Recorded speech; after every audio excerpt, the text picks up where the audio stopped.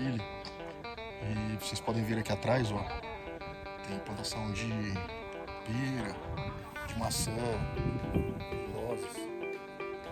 Só que vocês veem as folhas, elas caindo, porque tá na época do inverno, a época mais fria.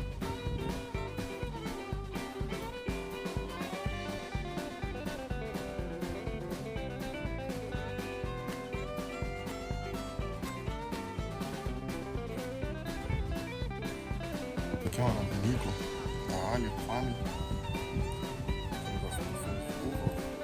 Faz.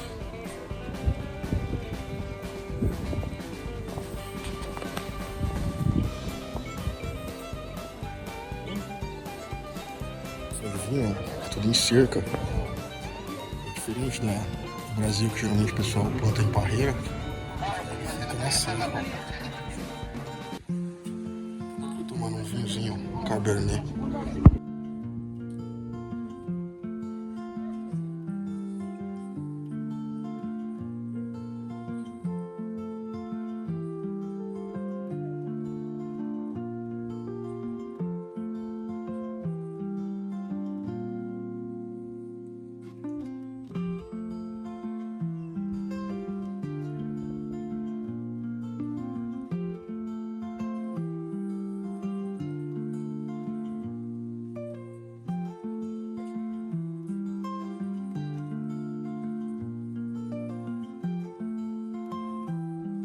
Sobrenome Undurraga é de uma família produtora de vinhos que tem vinhedos do século XIX, só que a vinícola Undurraga, que é muito conhecida hoje em dia, ela já não é mais familiar.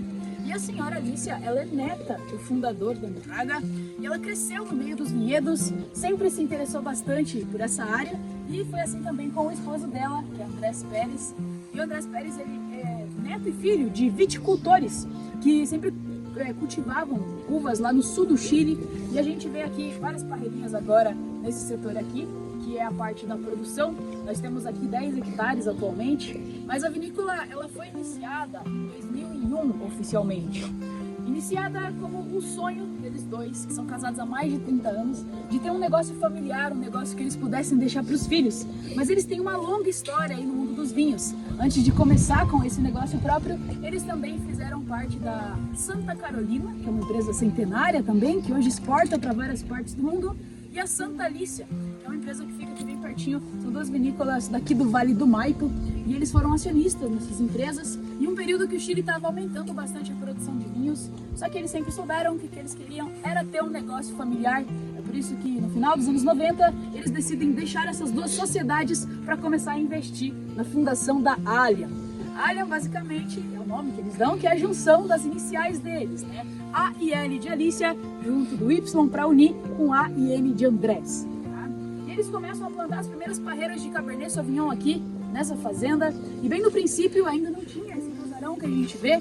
Eles começaram a construir aquela casa que a gente depois vai passar mais perto, que é uma casa de veraneio, foi construída para ser uma casa de veraneio, e hoje em dia é a casa onde eles habitam full time, tá? Porque eles moram aqui atualmente. Eles ainda comandam os negócios, e ainda 100% familiar. O senhor Andrés e a senhora Alicia, eles são aqui donos ainda, e eles também têm os 5 filhos trabalhando em diferentes áreas, assim.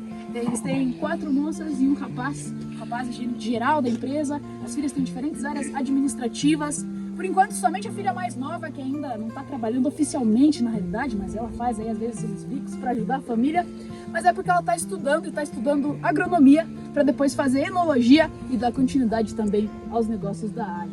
Tá? Então é um negócio 100% familiar, por isso que vocês veem que o símbolo da vinícola que a gente viu lá na entrada, aquele pássaro, vocês veem também na pulseirinha de vocês.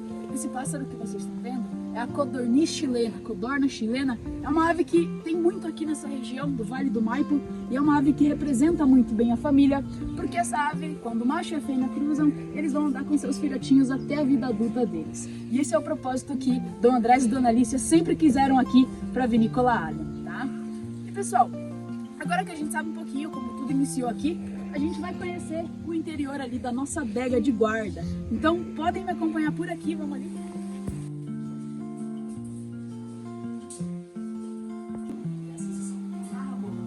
Então a gente faz a transplantação, extraímos o suco das uvas. Depois disso a gente começa a filtrar as cascas. Porque é somente o suco, o caldo, que vai no tanque de fermentação. No tanque de fermentação, o vinho vai ficar ali por uma média de 7, 10, até 14 dias, depende do vinho que está sendo feito. E é nesse processo que as gorduras da própria fruta ou até das aplicadas, elas vão começar a consumir o açúcar e isso vai se transformando no teor alcoólico. Os vinhos podem chegar a ter 11,5% de teor alcoólico até 15%. Dentro da legislação chilena. Se meu vinho não alcançar 11,5 do teor alcoólico, ele não pode ser etiquetado como vinho. Ele vai ser chamado de chicha, que é tipo um vinho bem artesanal que fazia. E se o vinho passar dos 15%, ele vai ser chamado de vinho licoroso, ou talvez um vinho fortificado, ou como é conhecido lá em Portugal, o vinho do Porto, que é só em Portugal, mas não tem mais mais alcoólico. Então, para eu fazer um vinho tradicional, como todos os caras que eu fiz aqui, eu preciso ter um padrão de 11,5% até 15%. Nesse momento da fermentação, que as leveduras estão trabalhando, vai ter diversas alterações de temperatura. E eles têm que cuidar bastante para que a temperatura não fique muito baixa. Se a temperatura baixar para 18 graus, as leveduras vão morrer. Eu vou terminar a fermentação e não vou ter o vinho com o teor alcoólico que eu preciso. E se a temperatura subir demais, para cima de 30 graus, 33 graus, já começa a ficar um ambiente que vai acabar fazendo com que as moléculas aromáticas se percam e eu vou fazer um vinho alcoólico.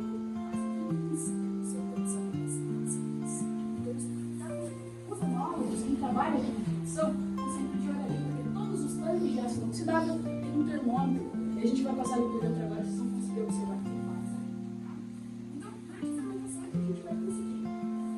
Só que esse suco que se transforma em vinho sai dali ainda impróprio para o consumo. Primeiro de tudo, ele vai estar um pouco sujo, parece um caldo sujo, parece um suco de abacaxi.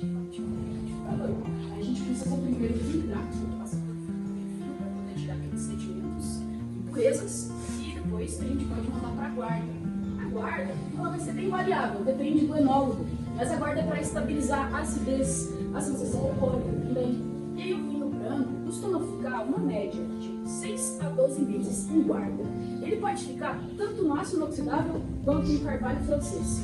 O carvalho francês vai servir para aportar aromas, sabores e até mais densidade ao vinho. No caso de um vinho branco que sai da fermentação bem ácido, bem cítrico, ele passa pelo barril e ele vai ficar mais denso, mais cremoso, ele pega também taninos da madeira, vai ficar um pouco mais seco. E essa parte da madeira que faz o branco vai também deixar o vinho como menos frutado. Então a gente pode também deixar uma parte dele no ácido inoxidável. Vai preservar um pouco da acidez, deixando o vinho um pouco mais cítrico, preservar muito bem os aromas da própria uva que nos remetem a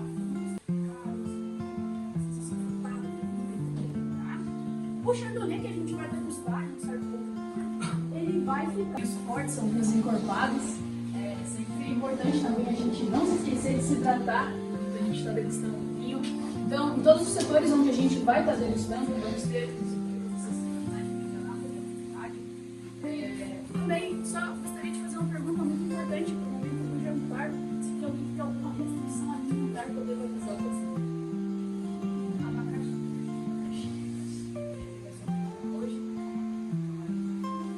Ninguém que seja uma opção vegetariana, todos então vão comer carne branca e carne. Tá. Então, perfeito. Agora, pessoal, a gente vai começar a conhecer como é feito o processo da vinificação. Eu vou explicar aqui para vocês de uma maneira resumida, para ser mais didática, para ficar fácil de compreender o processo químico, que ocorre aqui nessa fase de vinificação. Mas assim, quando a gente está na época da colheita, que é de fevereiro a maio, os vinhos começam a começar a colheita. Existe hoje em dia até colheita com maquinária para a gente tirar as vinhos do pé, mas a área realiza a colheita 100% manual para que a gente possa garantir a melhor qualidade das frutas que vão entrar para serem vinificadas. Quando a gente começa a colher a fruta, essas frutas precisam ser imediatamente jogadas para a vinificação para que a fruta não comece a oxidar. Quando a gente vai fazer um vinho branco,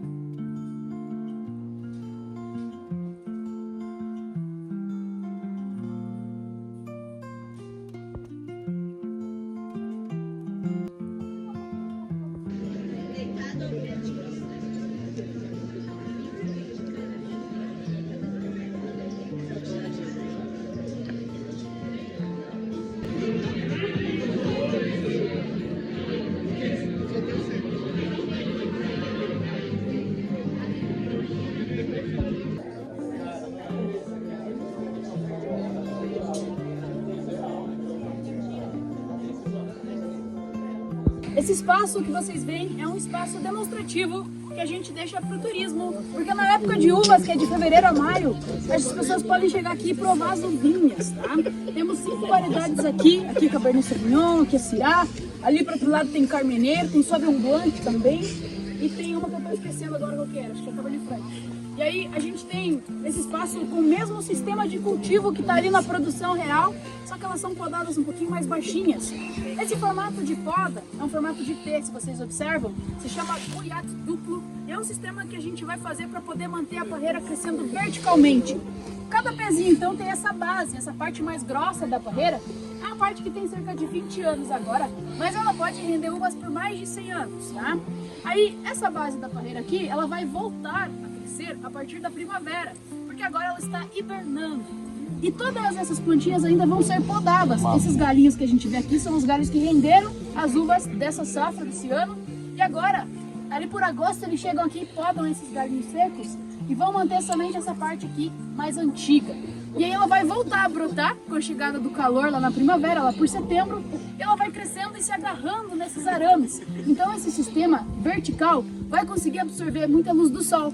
Na época do verão a gente tem dias muito longos e dias com muita luminosidade, porque aqui quase não tem nuvens no céu, é um clima mediterrâneo e semiárido, então a gente tem dias muito secos, é bem seco aqui, e aí a gente vai ter dias que duram assim até 8h30 da noite, a gente ainda tem sol forte, e aí que começa a baixar o sol, por volta das 9 horas a gente ainda vê luminosidade no dia, e a Cordilheira dos Andes está ali, aqui para esse lado, a gente não vê ela nem um pouquinho agora com toda essa neblina, mas a gente está numa região pré-cordilheirana, as temperaturas aqui são ainda mais extremas do que lá para Santiago. No inverno é muito mais frio e no verão é bem mais quente também, tá?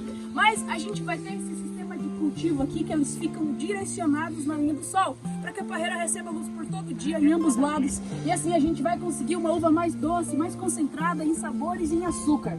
Os pezinhos, pessoal, podem chegar a render assim de 3 a 5 quilos de uvas cada pé. E as uvinhas são bem pequenininhas, elas são bem miudinhas, diferente da uva de mesa que a gente compra no mercado. Mas elas vão ser bem concentradas em açúcar e em sabores. A casca também concentra bastante taninos, que é a substância que te amarra a boca.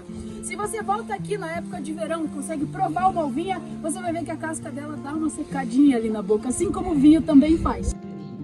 Significaba un buen jantar todos los días, significaba familia todos los días, significaba amigos todos los días. Algo que para mí es increíble, porque eso significa tiempo.